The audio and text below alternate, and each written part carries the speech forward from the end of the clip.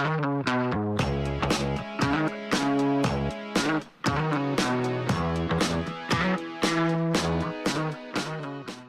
Indonesia Menggugat awalnya merupakan rumah tinggal yang dibangun pada tahun 1907.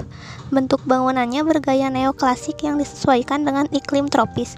Pada tahun 1917, gedung tersebut beralih fungsi menjadi gedung pengadilan dan jalan tempat gedung berdiri bernama Landraadweg.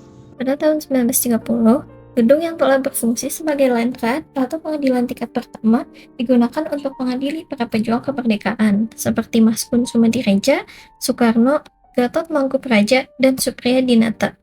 Mereka diadili oleh pemerintahan Hindia Belanda dengan tudingan ingin menggulingkan kekuasaan pemerintah Hindia Belanda. Proses persidangan berlangsung Agustus hingga Desember 1930. Soekarno memberontak dalam sidang dan mengeluarkan pledoi atau pembelaan dengan judul Indonesia Menggugat. Pembelaan Soekarno berhasil membuat gempar Belanda. Akhirnya, judul pembelaan tersebut menjadi nama gedung hingga sekarang, yakni Gedung Indonesia Menggugat. Gedung tersebut diubah namanya menjadi Gedung Indonesia Menggugat oleh mantan Gubernur Jawa Barat, yaitu Mas Hudi, pada tahun 2015.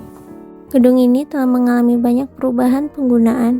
Pada awalnya, gedung ini digunakan sebagai kantor Palang Merah Indonesia dari tahun 1947 hingga 1949. Selanjutnya, gedung ini menjadi kantor KPP Pusat dari tahun 1949 hingga 1953 dan digunakan sebagai kantor keuangan pada tahun 1953 hingga 1970. Setelah itu, gedung tersebut digunakan sebagai kantor Departemen Perindustrian dan Perdagangan Jawa Barat pada tahun 1970 hingga 2002. Kemudian menjadi Gedung Indonesia Menggugat yang selama ini kita kenal pada tahun 2005 hingga sekarang.